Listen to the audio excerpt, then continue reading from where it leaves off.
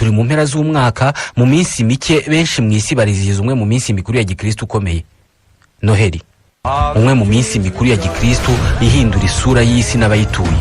Ariko ni bangahe bakora ibirori mu izina rya Kristo? Kristo, umwana w'Imana wavutse agakura, akicwa, agahambwa, akazuka, akajyanwa mu ijuru nk'uko bamwe babyemera. Ibyinshi tuzi kuri Kristo twabyigishijwe mu madini, turanabisoma cyangwa se tukabisomerwa mu bitabo by'iyobokamana. Uyu munsi niwe shingiro ry'imyemerere ya gikristo, gusa iyi si yabayeho mbere y'uko Kristo aza mu isi. Yabayeho indi myaka ibihumbi mbere y'uko Yesu Kristo aza mu isi, abantu bakamumenya, bakamenya ibikorwa bye, bakamwizera, bikarangira hanavutse imyizerere n'imyemerere imwubakiyeho ariyo ya gikristo. Iki gihe Kristo ataraza mu isi, bemeraga iki? Ni iyihe sano iri hagati y'imyemerere y'abari batuye isi icyo gihe mbere y'uko Yesu aza mu isi n'imyemerere y'abatuye isi uyu munsi nyuma y'uko Kristo aza mu isi? Abantu amamiliyoni n'amamiliyoni mu isi bakaba bitwa abakristo, imyemerere imushingiyeho. Nitwa Ismael Mwanafunzi. Ibyo tugiye kuvuga hano byose ni ibitekerezo n'ubushakashatsi bwa Peter Joseph. Peter Joseph ni umunyamerika wandika akanatunganya za sinema, afatanije na Dorothy Milne Mudrock, abantu bajya bita Achari S, banditse urukurikirane rwa za sinema mbarankuru bise Zeitgeist, aho basobanura aho imyemerere ya gikristo igomba kubikura inkomoko. Uku niko babitekereza. Muri iyi si yacu hagomba kuba nta bintu byinshi bitanga ibintu byiza ku batuye isi nk'izuba. Izuba ntabwo riduha ibintu byiza gusa, ahubwo ritubeshejeho. Izuba ni ubuzima. Muri iyi si huzuye inyandiko zigaragaza abantu bubaha, bakunda kandi bagasenga izuba. Ntabwo ari uyu munsi babikora gusa, kuko nibura mu myaka ibihumbi 10 mbere y'uko Yesu Kristo aza mu isi, abantu basengaga izuba nk'Imana itanga ubuzima. Biroroshye kubumva kubera ko buri gitondo rirarasa, rikazana umucyo, ubushyuhe ndetse n'umutekano. Nk'uko abemera Imana bavuga ko Imana ari umucyo w'isi, abemera zuba nabo bavuga ko izuba ari umucyo w'isi. Twese tuzi ukuntu bafite ukuri. Umwijima uragatsindwa, twese ntawe ukunda. Izuba niryo riwudukiza. Izuba ridahari twese turabyumva uko byagenda. Ibihingwa byacu ntabwo byakura, kandi ubuzima kuri iyi si ntabwo bwarokoka. Ibi byose nibyo byahinduye izuba ikintu cyaramijwe kandi kigasengwa n'abantu benshi mu myaka ya mbere y'uko Yesu Kristo aza mu isi. Bari bazi umumaro w'izuba, ariko ntabwo bibagirwaga inyenyeri. Bari bazi kwitegereza inyenyeri kuko bari bazi neza ko zibafasha kumenya ibigiye kuba mu birebana n'ikirere nk'ubwira kabiri, cyangwa se zikabafasha kumenya igihe ukwezi kuzuye kuzazira. Inyenyeri, ubwira kabiri, ukwezi, ibi abakristo barabizi cyane. Mu isanzure habamo ibintu byinshi bitanga urumuri cyangwa se bitanaka dushobora kubona kubera ko byamuritsweho n'izuba. Ibintu biri mu isanzure dushobora kubona turi ku isi byitwa corps celeste, n'inyenyeri zirimo. Mu kirere hariho ubwo inyenyeri zishyira ku murongo ku buryo ubona zishushanyije ikinyampande runaka cyangwa se zigakora ishusho runaka. Ishusho cyangwa se ikinyampande gishobora gukorwa n'inyenyeri bitewe n'uko zitondetse ku murongo cyangwa se zipanze mu kirere yitwa constellation. Iyo bafashe izuba bakaricamo ibyerekezo 4: amajyepfo, amajyaruguru, uburasirazuba n'uburengerazuba, ubwo baba barishushanyijemo imirongo 2 inyuranamo imeze nk'umusaraba. Buri cyerekezo uturutse ku zuba kigiye gifite constellation kiringaniye nazo. Ni ukuvuga buri ruhande rw'izuba rugiye ruherereyemo ibinyampande bikozwe n'inyenyeri 12, ibinyampande 12, ubwo ni constellation 12. Uko isi izenguruka izuba mu gihe cy'amezi 12 igenda iringanira na buri kimwe muri ibyo binyampande. Ukwezi wavutsemo, ubwo muri uko kwezi isi yari igeze aho iringaniye n'ikinyampande runaka muri bya binyampande bikozwe n'inyenyeri muri ibyo 12. Twebwe ikinyampande twavutse isi iringaniye nacyo tubyita horoscope. Bakavuga ko ufite horoscope runaka kubera ko wavutse isi igeze kuri constellation runaka, cyangwa se ikinyampande mwitiranwa nyine kubazi bya horoscope. Byose byari bishingiye ku zuba. Izuba ryafatwaga nk'umuremyi, Imana zuba, umucyo w'isi, umucunguzi w'abantu. Izuba ryari Imana isumba byose, ariko hakaba n'izindi mana cyangwa se abafasha b'Imana isumba byose bayigaragiye, aribo bya binyampande bikozwe n'inyenyeri bizengurutse izuba. ni ukuvuga iyo izuba riringaniye n'ikinyampande cy'inyenyeri kigaragara mu kwezi kwa kane, ubwo icyo kinyampande cyangwa se iyo constellation iba ari imana y'imvura, kubera ko iyo cyagaragaye imvura iragwa. Uko niko mu myaka 3000 mbere y'uko Yezu Kristo aza mu isi, abanyamisiri bari bafite imana yitwaga Horus. Yari imana y'umucyo, yahoraga igenda mu kirere.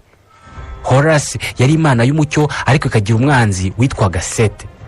Buri joro Horus na Seth bararwanaga, maze mu gitondo Horus igatsinda intambara ikohereza Seth mu yindi si, aribwo Horus yagaragaraga imurikira abantu umucyo. Mu yandi magambo, Horus yari izuba, Seth ikaba umwijima. Intambara y'umucyo n'umwijima niyo nkuru yabazwe cyane ku isi mu birebana n'imyemerere. No mu iyobokamana ry'ubu niko bimeze. Dore inkuru y'imana Horus. Mwibuke Horus yari imana yo mu myaka 3000 mbere y'uko Yezu avuka. Horus yavutse ku itariki ya 25 y'ukwezi kwa 12. Ibyarwa n'umukobwa w'isugi witwaga Isis. Abantu bamenye ivuka rya Horus babimenyeshejwe n'inyenyeri yagaragaye mu kirere mu burasirazuba. Igihe yavukaga, Horus yagiye kuramywa n'abami batatu. Ku myaka 12 Horus yari umwigisha. Ku myaka 30 yarabatijwe, ibatizwa n'umubatiza Anap. Horus yari ifite intumwa 12 bagendanaga bakora ibitangaza, yigeze no kugenda hejuru y'amazi. Horus yaje kugambanirwa n'umuzimu witwaga Typhon, irabambwa, irahambwa, nyuma y'iminsi 3 irazuka. Ibi byanditswe ko byabaye mu myaka 3000 mbere y'uko Yezu Kristo avuka. Hari izindi mana byavuzwe ko zanyuze mu nzira nk'izi ngizi. Tammuz, imana yo muri Sumer, yabayeho mu myaka 2600 mbere ya Yezu. Yavutse ku itariki ya 25 y'ukwa 12, ibyarwa n'isugi yitwaga Semiramis.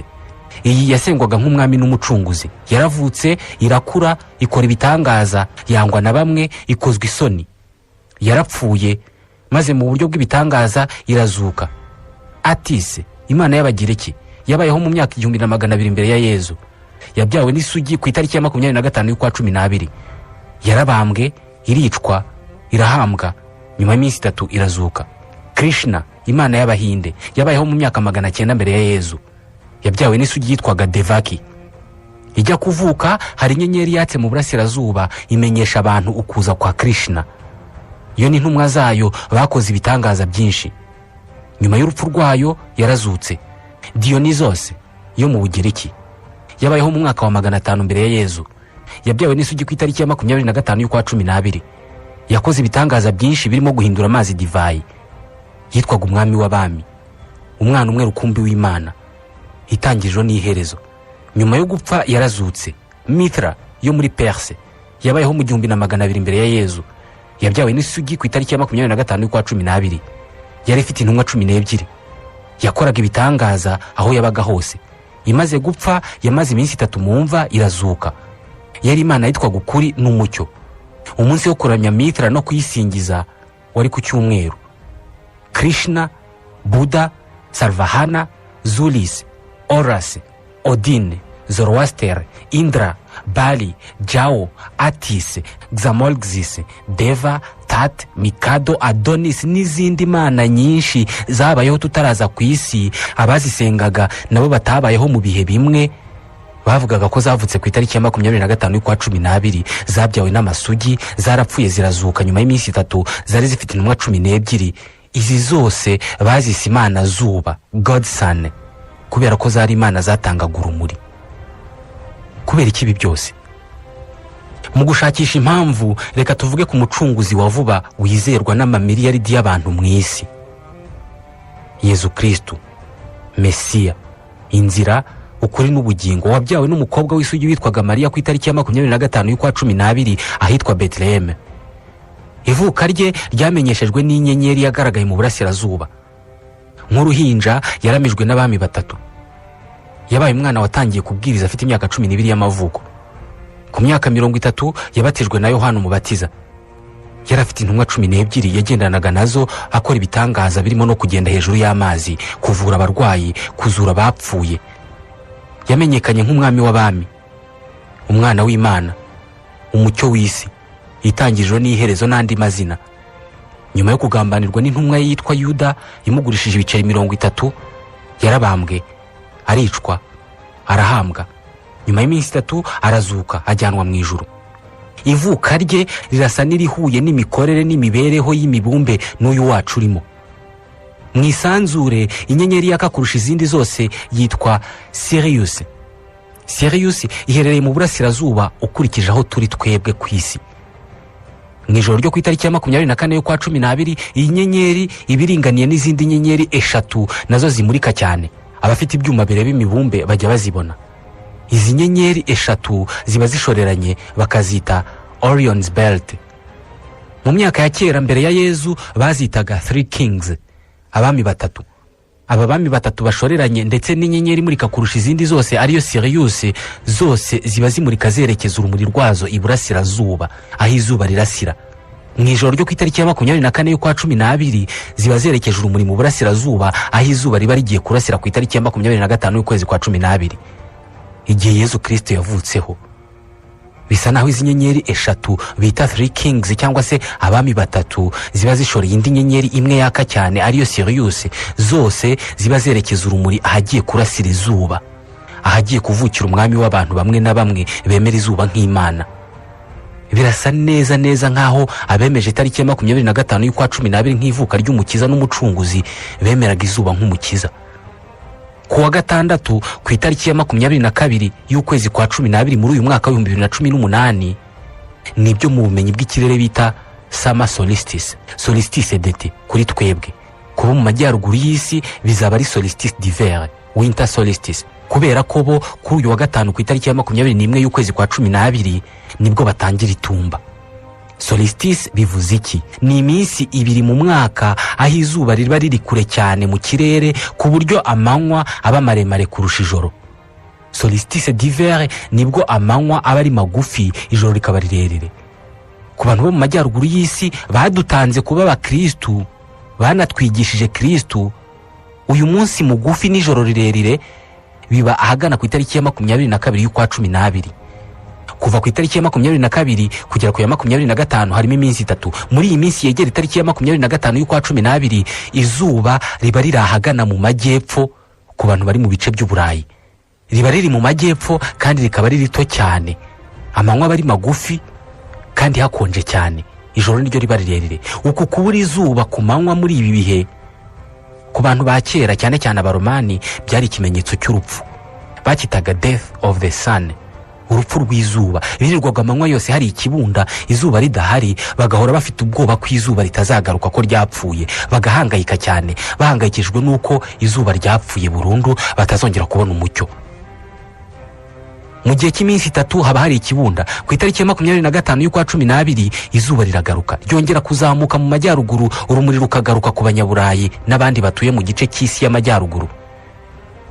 Izuba, umwami w'urumuri, umucunguzi aba yongeye kubavukira ku itariki ya 25 y'ukwezi kwa 12. Iri ni ihurirana risanzwe. Ivuka ry'umwami w'urumuri ari we zuba n'ivuka ry'umucunguzi n'umukiza Yezu Kristo birahurirana.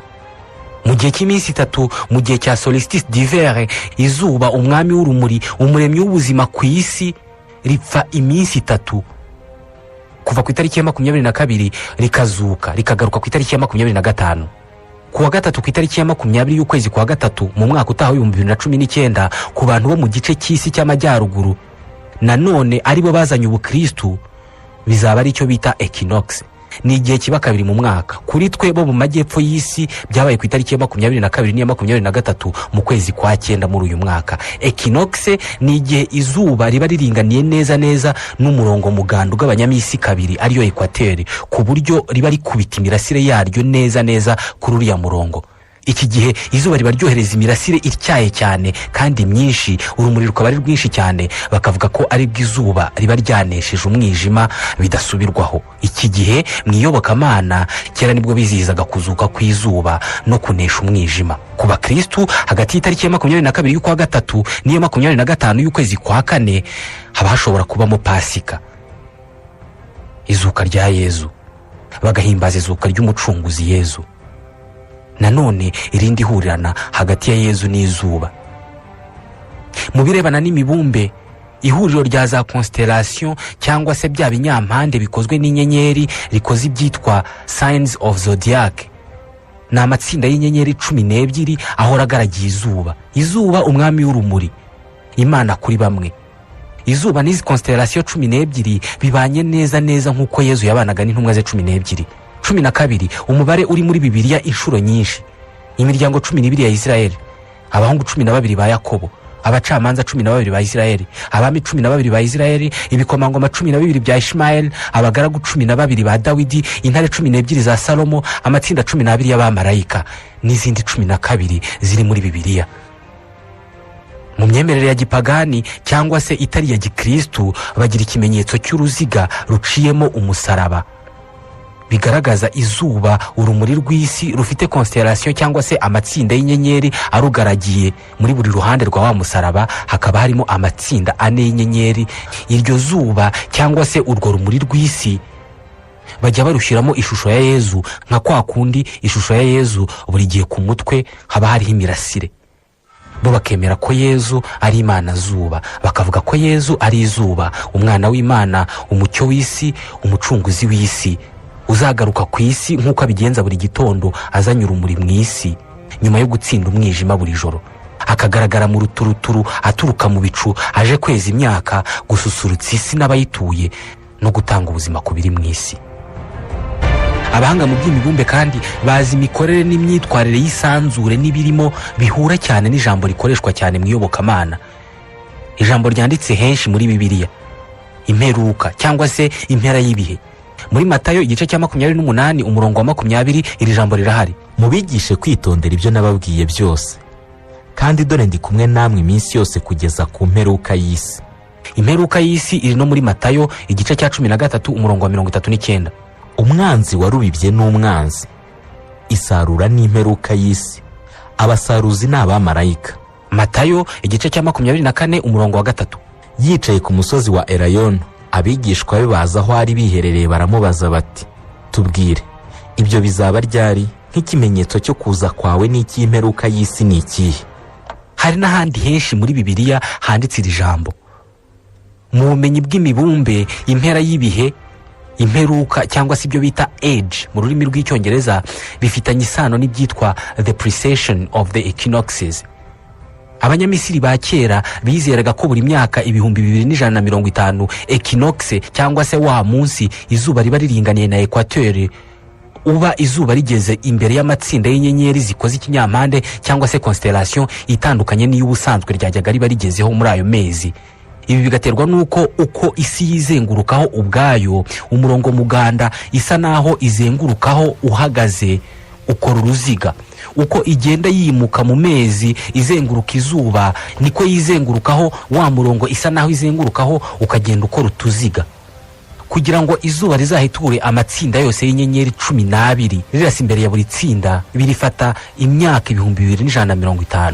Buri tsinda ry'inyenyeri kugira ngo ryisange imbere y'izuba bifata imyaka 2150. Ubwo bizafata imyaka 25,800 kugira ngo izuba rihetura amatsinda yose y'inyenyeri uko 12. Abanyamisiri ba kera imyaka 2150 bayitaga age. Iyi myaka yashiraga bavugaga ko age irangiye, bakayita impera y'ibihe cyangwa se imperuka y'ibihe. Kuva mu mwaka wa 2300 mbere ya Yezu kugera mu 2150 mbere ya Yezu yari age cyangwa se cyari igihe bise age of Taurus the bull. Ubwo ku banyamisiri kuva mu mwaka wa 2400 mbere ya Yezu kugera mu 2150 mbere ya Yezu habaye imperuka. Kuva mu 2150 mbere ya Yezu kugera muri rimwe nyuma ya Yezu ni ikindi gihe, n'indi age. Ubwo habaye indi mperuka ya age cyangwa se igihe bise Aries. Kuva muri rimwe nyuma ya Yezu kuzagera mu 2150 turi mu gihe bise age of Pisces.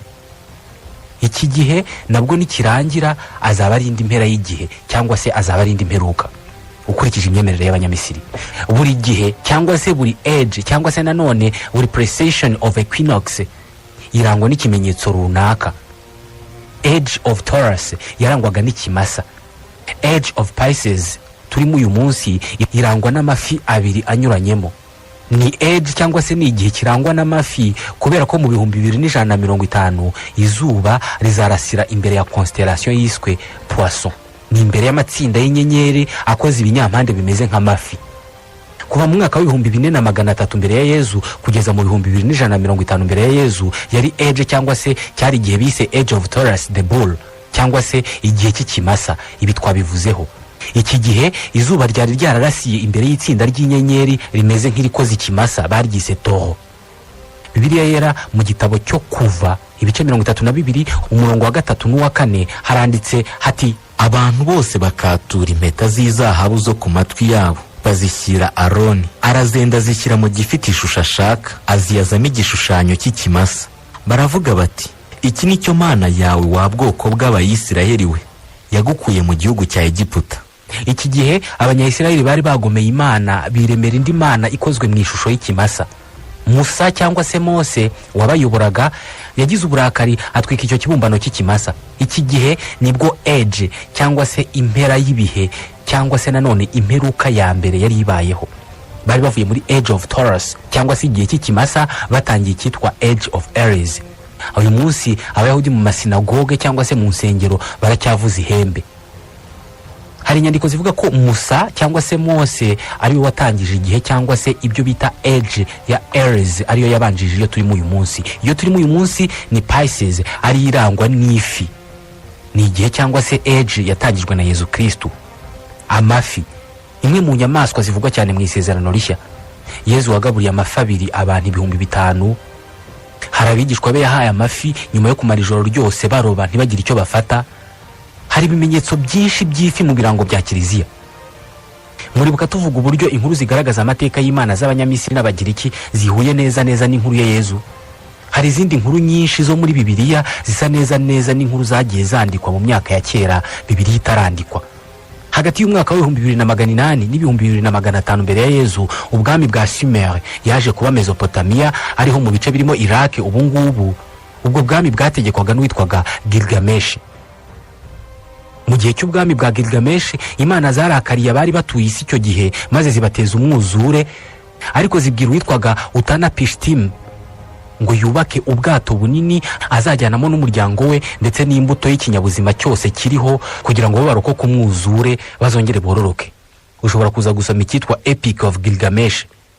Uraza gusanga iyi nkuru isa neza niyanditse mu Itangiriro igice cya 6 ku murongo wa 13. Imana irimbuza abantu umwuzure ariko ikarokora Nowa. Hari indi nkuru yanditswe mbere ya Bibiliya mu gitabo cy'iyimuka Misiri umutwe wa 2 bavuga ivuka rya Musa cyangwa se Mose. Yabyawe n'umukobwa maze amuhisha mu gatebo ku nkombe y'amazi kugira ngo atazicwa. Uwo mwana yaje gutorwa n'umukobwa w'umwami waje kumurera ndetse amwita Musa. Mu mwaka wa 2250 mbere ya Yezu hari inkuru imeze nk'ingi yanditswe. Umwami witwaga Sargon yatwaraga igihugu cyitwaga Akkad.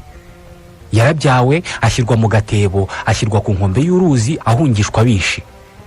Yaratoraguwe arerwa n'umwami Urzababa, birangira nawe abaye umwami. Musa yamenyekanye nk'uwahawe amategeko 10 y'Imana ngo yahabemera Imana bose. Mbere y'umwaka wa 50 mbere ya Yezu, Abanyamisiri bagiraga igitabo bari barise The Book of the Dead. Cyabagamo amategeko menshi basomeraga abantu mu gihe cyo gushyingura. Amwe mu mategeko yarimo yari nka sinibye. Mu mategeko ya Musa ho baravuga ngo ntukibe, sinishe. Mu mategeko ya Musa ho ni ntukice. Ntabwo nigeze mvuga ibinyoma. Mu mategeko ya Musa harimo iribuza abantu kubeshya. Hari abantu bashingira kuri izi ngingo bakemeza ko imyemerere y'Abanyamisiri ariyo shingiro ry'ubukristo mu isi. Batisimu, ubuzima nyuma y'urupfu, urubanza rwa nyuma, kuvuka ku mukobwa w'isugi, urupfu n'izuka, kubambwa, gucungurwa, umwuzure, Pasika, Noheli n'indi migenzo myinshi byose byanditswe ko byakorwaga kera cyane Yezu ataraza mu isi, bisa naho byateguraga ubukristo cyangwa se ubukristo bukaba bwarabihereyeho. Bibiliya nicyo gitabo gitagatifu cya Gikristo. Zimwe mu nkuru zicyanditsemo zigenda zihura neza. Inkuru y'umuntu umwe igashyirwa no ku wundi cyangwa se inkuru ebyiri zikaba zisa. Igitabo cy'intangiriro muri Bibiliya ntagatifu kivuga witwa Yosefu wavutse mu buryo bw'igitangaza, akaba yari afite abavandimwe 12, umubare ungana neza n'uwabigishwa ba Yezu. Yezu nawe yavutse mu buryo bw'igitangaza. Uyu Yosefu aba bavandimwe be baje kumugurisha ku mafaranga 20 bivuye ku gitekerezo cy'umwe mu bavandimwe we witwaga Yuda. Niwe wazanye igitekerezo cyo kumugurisha. Yezu we umwe mu bigishwa be 12 niwe wamugurishije amafaranga 30, we ntago ari 20. Uwamugurishije nawe yitwaga Yuda. Yosefu yatangiye gukora afite imyaka 30. Yezu yatangiye gukora afite imyaka 30. Bibiliya nicyo gitabo kivuga inkuru za Yezu. Kikavuga aho yavukiye, aho yakuriye ku nkengero z'inyanja ya Mediterania, azenguruka ibi bice byose ari kumwe n'abagabo 12 bavura abantu, bazura abandi, bakora ibitangaza birimo kugenda hejuru y'amazi n'ibindi. Muri iyi myaka Yezu yabayeho ndetse naho yabaga, habaga abanyamateka n'abanditsi bamenyekanye cyane, babayeho neza mu myaka Yezu yabayeho ku buryo bakabaye bari bamuzi. Barimo nk'uwitwa Autius Perseus, Lucius Junius Moderatus Cormera. Uyu yanditse inyandiko nyinshi ku buhinzi. Hariho uwitwaga Dio Chrysostom, Justus Tiberius n'abandi benshi. Abangaba bakaba banditsi n'abanyamateka babaye mu bice bivugwa ko Yezu yaratuyemo. Babayeho mbere gato yuko Yezu avuka cyangwa se nyuma gato yuko Yezu apfa. Ariko nta kintu na kimwe mu nyandiko zose banditse, nta kintu na kimwe bigeze bandika ku muntu witwa Yezu wabyawe na Maria wakoze ibitangaza muri kariya gace. Nyamara ni inkuru yagombaga kuba yaranditswe. Kubera iki batanditse kuri uyu muntu? Nta uzi impamvu. Gusa hari abafite uko babivuga. Uwitwa Thomas Paine wanditse igitabo yise The Theological Works, kuri page ya 235 yavuze ko ubukristu ari imyemerere ishingiye ku kwemera izuba nk'Imana umuremyi wa byose, ariko mu mwanya w'izuba hagashyirwamo umuntu wiswe Kristu, akaba ari we baramya bakanamusingiza aho gusingiza izuba mu buryo bweruye. Thomas Paine ni ubivuga. Igitabo gitagatifu cya Gikristu ni Bibiliya, Holy Bible mu Cyongereza. Kuri Thomas Paine igisobanuro n'inkomoko y'aya magambo Holy Bible bishimangira uko abyemera. Holy biva ku rurimi rw'Abanyafenisiya rwa kera Heli. Mu Kigereki ni Ilios. Ilios ni izuba. Ijambo Bibiliya cyangwa se Bible mu Cyongereza, mu Kilatini ni Biblia. Biblos mu Kigereki bivuga igitabo. Heli Biblos cyangwa se Holy Bible cyangwa nanone Sunbook ni igitabo cy'izuba. Ibi byose niba ari uko bimeze, ninde wabitangiye? Ibyo twavuze muri iki kiganiro byose ni ibitekerezo bikubiye mu bushakashatsi bwa Peter Joseph, umunyamerika w'umwanditsi akanatunganya za sinema, yafatanije na Dorothy Milne Murdoch. Njye nitwa Ismael Mwanafunzi. Iki kiganiro kitwa Ruziko. Bafite ibicuruzwa na serivisi nziza, ariko bafite ikibazo cy'uko abantu benshi batazi ubucuruzi bwabo. Hari icyo wakora, ibihumbi n'ibihumbi by'abanyarwanda bakarara bamenya ibikorwa byawe. Muri Red Blue JD bakwereka uko ubigenza ubucuruzi bwawe bukamenyekana, kandi n'abakiriya bakarushaho kukwegera no kukwizera. Bafotora ibikorwa byawe, bagasobanura ubuziranenge bwabyo, bakanabimurikira abakiriya. Bafotora abageni, bakanababikira video z'ubukwe bwabo kuri YouTube ku buryo nta kibazo cyo kongera kubura amashusho cyabaho. Abaririmbyi babakorera amashusho y'indirimbo zijyanye n'igihe, bakanabafasha kumenyekanisha ibihangano byabo. Abantu basobanutse bamaze kumenya ibyiza byo gukorana na Red Blue JD. Abakorera munsi y'isoko rya Kimisagara werekeza Nyabugogo. Wahamagara kuri 0788 36 53 55. Byigeze bikubaho kwitabira ibirori, inama cyangwa se ibindi bikorwa bikabuhari, ukabikurikirana kuva bitangiye kugera bisoje, ariko nyuma y'ukwezi kumwe ugatangira kwibagirwa bimwe mu bice by'uko uwo muhango wagenze kandi wari uhari? Niba urimo kureba aya mashusho, nuko udashobora kwihanganira kureba amashusho no kumva amagambo atari meza. Turi miliyari 7 z'abantu kuri iyi si. Abarenga miliyari 4 muri twe dukoresha internet. Buri wese muri twe arihariye, ateye ukwe, afite ibyo akunda ku giti cye, adahuje n'undi wari we wese. None niba dutandukanye, kubera iki twagira ubwoko bumwe bw'ibirori? Kubera iki inkuru zacu abantu bazi barakimwe? Ntabwo bikiri ibanga ko ari we wese ko uyu munsi Red Blue JD ari kompanyi ifata amashusho ikanayatunganya, igakoramo inkuru cyangwa se ibyegeranyo bidashobora guhaza ijisho cyangwa se ugutwi ko ari we wese inshuro imwe. Red Blue JD ni inkuru yo kubara, ariko cyane cyane ni inkuru ivuga uburyo abantu bafata amafoto meza y'ubukwe n'ibindi birori. Inkuru y'uburyo babika amashusho y'ibirori n'ibindi bikorwa kuri internet, ubwo ukabubonye uburenganzira bwo gutunga amashusho yawe ubuzima bwose. Nta muntu nzi wakoze ibirori, inama n'ibindi bikorwa ngo areke gushimishwa no kongera kugira bya byishimo cyangwa se kwiyumva nk'uko yiyumvaga cya gihe. Ibi bikaba atagombye gusubiramo bya birori, ahubwo akabikesha amashusho n'amafoto yafashwe mu buryo bwiza. Umuntu wese uvuze ibirori bishingiye ku muryango no ku mibanire aba avuze ubukwe. Uvuze ubukwe bwagenze neza aba avuze amashusho n'amafoto yabwo yafashwe neza. Uvuze amashusho n'amafoto yafashwe neza mu bukwe, mu nama no mu bindi birori aba avuze Red Blue JD. Red Blue JD ni indi nyito bakoresha iyo bashaka kuvuga filime mbarankuru zikozwe mu mashusho meza n'ubutumwa butava mu mutwe w'uwabwumvise. Hari ikibazo kimwe kirebana n'iyi ngingo. Ibi byose mwabikoraga mute Red Blue JD itaraza? Abakorera munsi y'isoko rya Kimisagara werekeza Nyabugogo. Wahamagara kuri 0788 36 53 55.